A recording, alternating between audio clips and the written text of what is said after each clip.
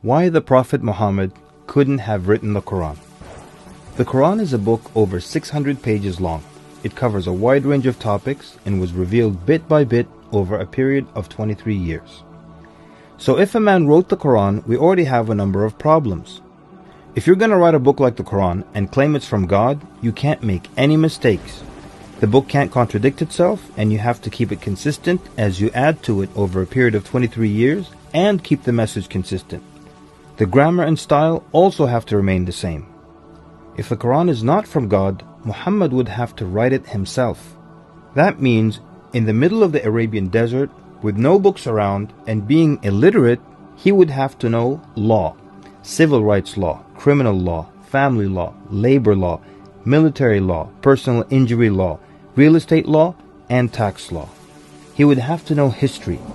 With little to no Christian presence in Mecca, he would have to know the stories and events in the lives of the prophets before him, the history of past nations, Judeo-Christian religious rulings, and he would have to know it well enough to somehow offer additional information and details not found in those books. He would have to know how to develop a nation, how to start a government, know about worship and purification, invent dietary laws, know psychology, about raising children, arbitration, distribution of wealth, finance, and business.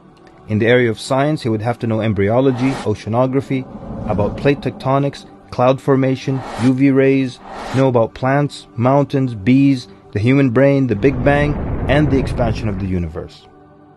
And in order to make the book complete, he would have to have knowledge of the future so he can write things that will happen in the years to come.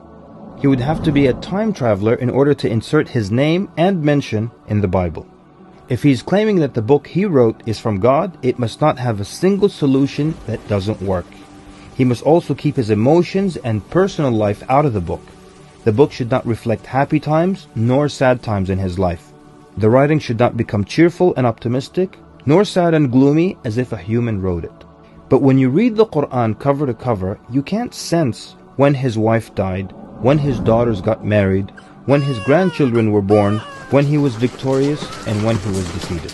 To anyone who examines the Quran, it becomes perfectly clear that there is no way a man in the desert 1400 years ago could have written such a book. But what if it were a committee of brilliant minds, a secret society that is in charge of correcting, updating, and rewriting the Quran over the years? Their job would be to make sure that the book appears to be accurate, has no mistakes or contradictions, and to keep updating it to agree with science and the changing world. If that were the case, then there would be other versions of the Quran. Due to edits and improvements, we would have new edited versions and old versions with mistakes.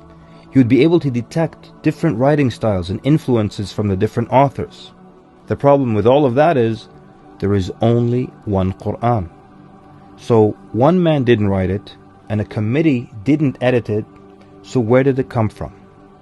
What if clever devils dictated and influenced a man to write the Quran? The question then would be, what kind of devil calls to good behavior, worshipping God, honoring Jesus, giving to the poor, and warns of the devil? Any way you analyze the Quran, you come to a clear conclusion. It could not have been written by a committee, a devil, nor the Prophet Muhammad. Since it's impossible for Muhammad to have written it, then that means he was truthful in that it is from God. If it is from God, that means he was a genuine prophet. And if he's a genuine prophet, then his message should be heeded and obeyed.